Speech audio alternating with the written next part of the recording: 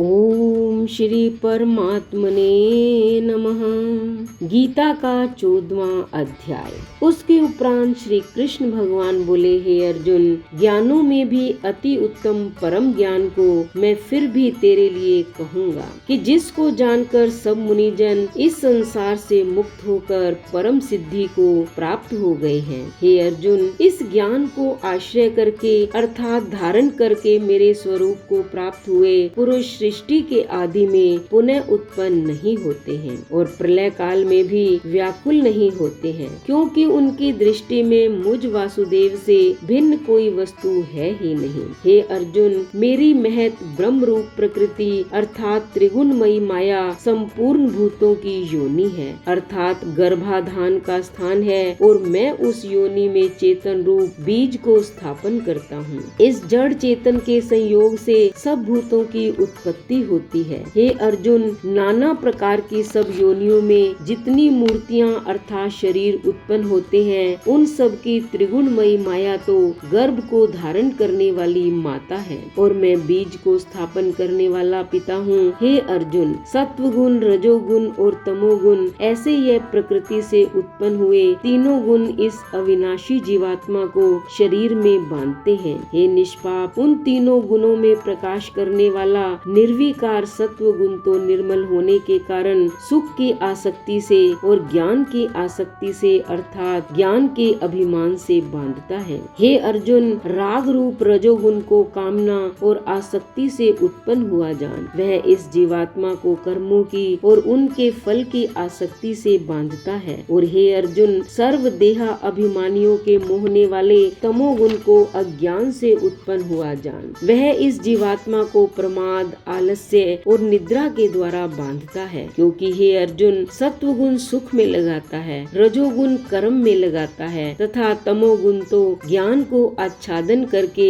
अर्थात ढक के प्रमाद में भी लगाता है। और हे अर्जुन, रजोगुण और तमोगुण को दबाकर सत्वगुण होता है अर्थात बढ़ता है तथा रजोगुण और सत्वगुण को दबाकर तमोगुण बढ़ता है। वैसे ही तमोगुण और सत्वगुण को दबाकर रजोगुण बढ़ता है। इसलिए जिस काल में इस देह में तथा अंतःकरण और इंद्रियों में चेतनता और बोध शक्ति उत्पन्न होती है, उस काल में ऐसा जानना चाहिए कि सत्व गुण बढ़ा है। और हे अर्जुन, रजोगुण के बढ़ने पर लोभ और प्रवृत्ति अर्थात सांसारिक चेष्टा तथा सब प्रकार के कर्मों का स्वार्थ बुद्धि से आरंभ एवं अशांति अर्थात मन की चंचलता और विषय भोगों की लालसा ये सब उत्पन्न होते हैं। तथा हे अर्जुन, तमोगुण के बढ़ने पर अंतःकरण और इंद्रियों में अप्रकाश एवं कर्तव्य कर्मों में अप्रवृत्ति और प्रमाद अर्थात व्यर्थ चेष्टा और निद्रादि अंतःकरण की मोहिनी वृत्तियाँ ये सब ही उत्पन्न होते हैं। हे अर्जुन, जब यह जीवात्मा सत्व गुण की वृद्धि में मृत्यु को प्राप्त होता है, तब तो उत्तम कर्म करने वालों के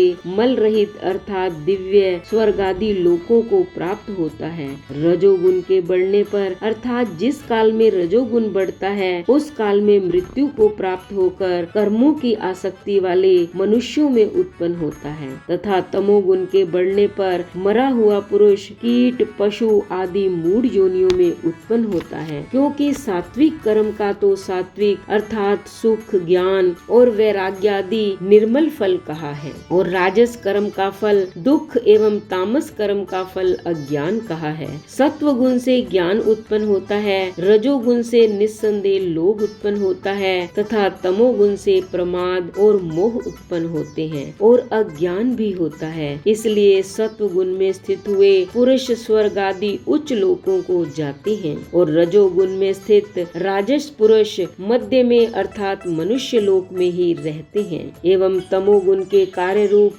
निद्रा, प्रमाद और आलस्यादि में स्थित हुए तामस पुरुष अधोगति को अर्थात कीट पशु आदि नीच योनियों को प्राप्त होते हैं। हे अर्जुन, जिस काल में दृष्टा अर्थात समष्टि चेतन में एक ही भाव से स्थित हुआ साक्षी पुरुष तीनों गुणों के सिवा अन्य किसी को करता नहीं देखता है अर्थात गुण ही गुणों में बरतते हैं ऐसा देखता है और तीनों गुणों से अति परे सच्चिदानंद घन स्वरूप मुझ परमात्मा को तत्व से जानता है, उस काल में वह पुरुष मेरे स्वरूप को प्राप्त होता होता है तथा यह पुरुष इन स्थूल शरीर की उत्पत्ति के कारण तीनों गुणों को उल्लंघन करके जन्म, मृत्यु, वृद्ध अवस्था और सब प्रकार के दुखों से मुक्त हुआ परमानंद को प्राप्त होता है। इस प्रकार भगवान के रहस्य युक्त वचनों को सुनकर अर्जुन ने पूछा, हे पुरुषोत्तम, इन तीनों गुणों से अतीत हुआ पुरुष किन किन लक्षणों से युक्त होता है और किस प्रकार के आचरणों वाला होता है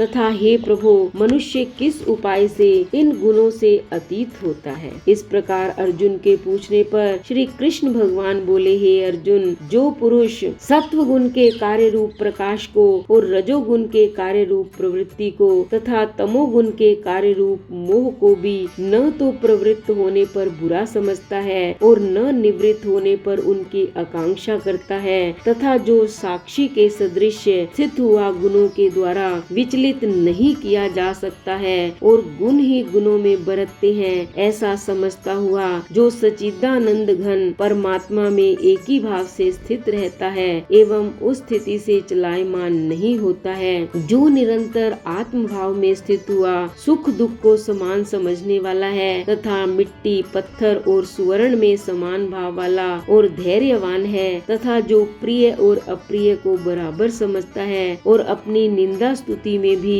समान भाव वाला है तथा जो मान और अपमान में सम है एवं मित्र और वैरी के पक्ष में भी सम है, वह संपूर्ण आरंभों में कर्तापन के अभिमान से रहित हुआ पुरुष गुणातीत कहा जाता है। और जो पुरुष अव्यभिचारी भक्ति रूप योग के द्वारा मेरे को निरंतर भजता है, वह इन तीनों गुणों को अच्छी प्रकार उल्लंघन करके सच्चिदानंद घन ब्रह्म में एक ही भाव होने के लिए योग्य होता है। हे अर्जुन, उस अविनाशी पर ब्रह्म का और अमृत का तथा नित्य धर्म का और अखंड एक रस आनंद का मैं ही आश्रय हूँ, अर्थात उपयुक्त ब्रह्म, अमृत, अव्यय और शाश्वत धर्म तथा एकांतिक सुख, यह सब मेरे ही नाम है, इसलिए इनका मैं परम आश्रय हूँ। इति श्रीमद् भगवत गीता रूपी उपनिषद एवं ब्रह्म विद्या तथा योग शास्त्र विषयक श्री कृष्ण और अर्जुन के संवाद में गुण त्रय विभाग योग नामक 14वां अध्याय समाप्तम।